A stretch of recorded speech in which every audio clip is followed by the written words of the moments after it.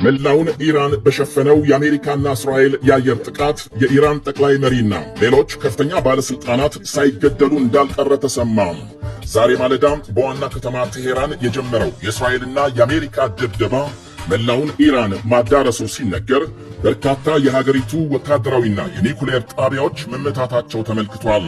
እንዲሁም የኢራን ጠቅላይ መሪ አያቶላህ አሊ ካማኒና ሌሎች ከፍተኛ ባለስልጣናት ኢላማ መደረጋቸውን ሮይተርስ ዘግቧል። የእስራኤል መከላከያ ሚኒስቴር ኢራናውያን ከወታደራዊ ጣቢያዎች አካባቢ እንዲርቁ ሲያሳስብ የኢራን አብዮታዊ ዘብ ዋና አዛዥ መገደላቸውን የሚያመለክት መረጃ ወጥቷል። የሀገሪቱ የቀድሞ ፕሬዝዳንት መሐመድ አህመዲነጃድ መኖሪያ ቤታቸው ላይ ጥቃት መፈጸሙም እየተነገረ ነው። በምዕራብ ኢራን ሚሳኤል ለማስወንጨፍ ሲዘጋጁ የነበሩ ወታደሮች መመታታቸውን የሚያሳይ ምስል የወጣ ሲሆን ቢቢሲ ዘግይቶ ባሰራጨው አንድ ዘገባም የኢራን ከፍተኛ የፖለቲካና የጸጥታ ባለስልጣናት በእስራኤል ድብደባም ኢላማ መደረጋቸውን አረጋግጧል። ፕሬዝዳንት ዶናልድ ትራምፕ ጥቃቱን ተከትሎ በቪዲዮ ባስተላለፉት መልእክት ኢራናውያን አገዛዙን እንዲጥሉ ጥሪ አቅርበዋል። እኛ ጀምረናል፣ መንግስታችሁን ማውረድ የእናንተ ሥራ ነው ብለዋል ትራምፕ። ምናልባትም በረጅም ዘመን ሊገኝ የሚችል ይህንን ዕድል ተጠቀሙበት ሲሉ አሳስበዋል። ሁኔታዎች ቀላል እንዲሆኑ ደግሞ የኢራን ጸጥታ ኃይሎች መሳሪያ ከጣሉ ዋስትና እንደሚያገኙ ማረጋገጫ መስጠት እንደሚገባ ገልጸዋል። በቅርቡ በኢራን በተካሄደ ህዝባዊ አመጽ በሺዎች የሚቆጠሩ ሰልፈኞች መገደላቸው ውጥረቱን እንዳባባሰም ይታወሳል። ቴሄራን አሜሪካ ጥቃት ከፈጸመች ጦር ሰፈሮቿ በሚገኙባቸው የአካባቢው ሀገሮች ላይ የአጸፋ እርምጃ እንደምትወስድ ባስጠነቀቀችው መሰረት ዛሬ ወደ ተለያዩ ሀገሮች ሚሳኤል እየተኮሰች መሆኗ ይሰማል። ባህሬን ዋና ከተማም ፍንዳታ መሰማቱን ተከትሎ ህዝቡ እንዲረጋጋና በአቅራቢያው ወደሚገኝ መጠለያ እንዲገባ መንግስት አሳስቧል። የባህሬን መገናኛ ብዙሃን የአሜሪካ ባህር ኃይል ለሚሳኤል ጥቃት ወይም ደግሞ በሚሳኤል ጥቃት ኢላማ መሆኑን ዘግበዋል።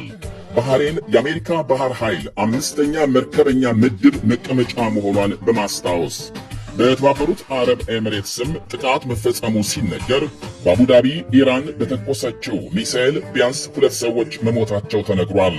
ብዙዎቹ ሚሳኤሎች አየር ላይ መክሸፋቸውን ዘገቦች አመልክተዋል። የኤሚሬትስ መንግስት ጥቃቱን ግልጽ ዓለም አቀፍ ሕግ የጣሰ ድርጊት ነው ሲል አውግዟል። በኳታር ዋና ከተማ ዶሃም ፍንዳታዎች መድረሳቸው እየተነገረ ነው። በዶሃም የአየር ጥቃት ማስጠንቀቂያ ድምፅ መሰማቱን ተከትሎ ከኢራን የተሰነዘሩ የሚሳኤል ጥቃቶችን በተሳካ ሁኔታ መመከት መቻሉን የሀገሪቱ መከላከያ ሚኒስቴር አስታውቋል። አንድ የኳታር ባለስልጣን በሀገሪቱ ላይ የተቃጣውን ትንኮሳም በአሜሪካ ሰራሹ ጸረ ሚሳኤል መሳሪያ ማክሸፋቸውን ወይም ደግሞ ማክሸፍ መቻሉን ገልጸዋል። ኳታር በፋርስ ባህረ ሰላጤ ግዙፍ የአሜሪካ ጦር ሰፈር የሚገኝባት ሀገር ናት። የእስራኤል ጎረቤት ዮርዳኖስም ከኢራን የተወነጨፉ 2 ባለስቲክ ሚሳኤሎች መታ መጣሏን ስታስታውቅ የሀገሪቱ ጦር ኃይል ተጨማሪ ጥቃቶች ለመከላከል በተጠንቀቅ መቆሙን ገልጧል። በሌላ በኩል ሳውዲ አረቢያም በኢራን ጥቃት እንደተፈጸመባትና የሀገሪቱ መከላከያ ማክሸፉን ገልጻለች። የሳውዲ ውጭ ጉዳይ ሚኒስቴር የኢራን ድርጊት ህገወጥና ዋጋ የሚያስከፍላት ነው ብሏል። በዋና ከተማ ሪያድ የተቃጣውን የሚሳኤል ጥቃት ተከትሎ ጦር ኃይሉ በተጠንቀቅ መቆሙንና ተመሳሳይ ጥቃት የተፈጸመባቸው ጎረቤት ሀገሮች በሚወስዱት እርምጃ ሳውዲ ማንኛውንም ድጋፍ እንደምታደርግ ሚኒስቴሩ አረጋግጧል።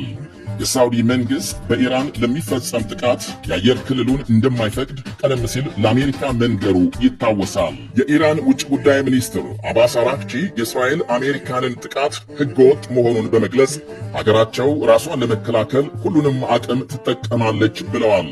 ፕሬዝዳንት ዶናልድ ትራምፕ ከአሜሪካ ትቅደም መፈክራቸው ወደ እስራኤል ትቅደም ተሸጋግረዋል በማለት ተችተዋል። ኢራን የሚሳኤል ጥቃት የተፈጸመባቸውን ሀገሮች በስልክ አነጋግረው እንደነበርና ግዛታቸውን ለአሜሪካ እንዳይፈቅዱ ማስጠንቀቃቸውን ገልጸዋል። ይህንኑ የኢራን ጥቃት ተከትሎ የኢትዮጵያን ጨምሮ በርካታ አየር መንገዶች ወደ አካባቢው የሚደረጉ በረራዎች ማቆማቸው ተነግሯል። የኢትዮጵያ አየር መንገድ ወደ መካከለኛው ምስራቅ ሀገሮች ማለትም ወደ ዮርዳኖስ፣ ቴል አቪቭ፣ እስራኤልና ቤይሩት በረራ ማቆሙን ሲያስታውቅ የኬንያም የሞሮኮና የሩዋንዳ አየር መንገዶችም ተመሳሳይ እርምጃ ወስደዋል። በዚሁ የኢራን ድብደባ በደቡባዊ ኢራን በአንድ ትምህርት ቤት በተፈጸመ ጥቃት 40 የሚደርሱ ተማሪዎች መገደላቸውን መንግስት አስታውቋል። ከ50 በላይ መቁሰላቸውን። አሁን ከጥቂት ደቂቃዎች በፊት ወደ ኳታር ዋና ከተማ ዶሃ የተወነጨፈ ሚሳኤል መክሸፉን ዘገቦች አመልክተዋል። ለማንኛውም በረራም የአየር ክልሏን የዘጋችው እስራኤል በርካታ የኢራን ሚሳኤሎች ማክሸፏን ስታስታውቅ፣ የራማላህ ነዋሪዎች የአደጋ ጊዜ ማስጠንቀቂያና የፍንዳታ ድምፅ ከእስራኤል አቅጣጫ መስማታቸውን ለአልጀዚራ ገልጸዋል። ጀርመን፣ ፈረንሳይና ብሪታንያ በመካከለኛው ምስራቅ ሀገሮች ላይ ኢራን የፈጸመችውን ጥቃት አውግዘዋል። የፈረንሳይ ፕሬዝዳንት ኢማኑኤል ማክሮን፣ የጀርመኑ መሪ ፍሬድሪክ ሜርዝና የብሪታንያ ጠቅላይ ሚኒስትር ኪር ስታርመር በጋራ ባወጡት መግለጫ ኢራን በቀጠናው ሀገሮች ላይ የምትፈጽመውን ወይም ደግሞ ዛሬ የፈጸመችውን ጥቃት አውግዘዋል። በኢራንና አሜሪካ መካከል ድርድር እንዲቀጥል ጠይቀዋል። የተለያዩ ሀገሮችና ተቋማትም ተመሳሳይ መግለጫ እያወጡ ሲሆን የአውሮፓ ህብረት ኮሚሽን ፕሬዝዳንት ኡርሱላ ቫንደር ሌይን ጨፍጫፊ ባሉት የኢራን መንግስት ላይ ህብረቱ ሰፊ ማዕቀብ መጣሉን በማስታወስ ሁሉም ተፋላሚ ወገኖች ዓለም አቀፍ ህግ እንዲያከብሩና ሰላማዊ ዜጎችን እንዲጠብቁ ጥሪ አቅርበዋል። የጣሊያን ጠቅላይ ሚኒስትር ጆርጂያ ሜሎኒ የሲቪልና የፖለቲካ መብቶች እንዲከበሩ እንዲሁም ሰላማዊ ንግግሮች እንዲቀጥሉ ጠይቀዋል። የአውስትራሊያ ጠቅላይ ሚኒስትር አንቶኒ አልባኔዝ በበኩላቸው ሀገራቸው ከኢራን ህዝብ ጎን እንደምትቆምና ኢራን ኒኩሌር ጦር መሳሪያ እንዳይኖራት የሚደረገውን ትግል እንደሚደግፉ አረጋግጠዋል። የአሜሪካና የእስራኤልን ድብደባ የተቃወመው የሩሲያ መንግስት ሁለቱ ሀገሮች ኢራንና አሜሪካ ውጥረቱን በሰላማዊ መንገድ እንዲፈቱ ጥሪ አቅርበዋል። አሁን ማምሻውን በወጣ መረጃ ደግሞ የኢራን መንግስት የቴሄራን ነዋሪዎች በአስቸኳይ ከተማዋን ለቀው እንዲወጡ አሳስበዋል። ከዋና ከተማ ቴሄራን ለመውጣት የተፈጠረው ከፍተኛ የትራፊክ መጨናነቅን ለመቀነስ ቴሄራንን ከሰሜን ኢራን የሚያገናኝ አውራ ጎዳና ክፍት ማድረጉን ገልጿል። ቀደም ሲል ዛሬ ረፋድ የሀገሪቱ ጸጥታ ኃይል የቴሄራን ነዋሪ ለደህንነቱ ሲል ለቆ እንዲወጣ ማስጠንቀቂያም አውጥቷል። ወደ እስራኤል ስንመለስ የሀገሪቱ መከላከያ ሚኒስቴር ከጥቂት ጊዜ በፊት ባወጣው መግለጫም በኢራን አየር መከላከያ ስርዓት ላይ የተቀናጀና የተሳካ ጥቃት መፈጸሙን ሲያስታውቅ በቀጣይ አገዛዙ በሚጠቀምባቸው የተለያዩ መሠረተ ልማቶች ላይ ድብደባውን አጠናክሮ እንደሚቀጥል አመልክቷል። ግባችን የአሜሪካንን ሕዝብ ከኢራን የተደቀነበትን ተጨባጭ ስጋት ማስወገድ እንደሆነም በቪዲዮ መልእክታቸው የገለጹት ፕሬዝዳንት ትራምፕ በይፋም መቼ መግለጫ እንደሚሰጡ አልታወቀም። ዘግይቶ በወጣ ሌላ መረጃ የኢራን ውጭ ጉዳይ ሚኒስትር አባስ አራግቺ የሀገሪቱ ጠቅላይ መሪ አያቶላህ አሊ ካማኒ በሕይወት መኖራቸውን ገልጸዋል። የእስራኤል የዜና ተቋም ካማኒ በእስራኤል ድብደባ ሳይገደሉ እንዳልቀረ መዘገቡን ተከትሎ ውጭ ጉዳይ ሚኒስትሩ ለኤንቢሲ በሰጡት ቃለ ምልልስ ካማኒ በሕይወት መኖራቸውን ገልጸዋል። እኔ እስከማውቀው ካማኒ በሕይወት ይገኛሉ ብለዋል።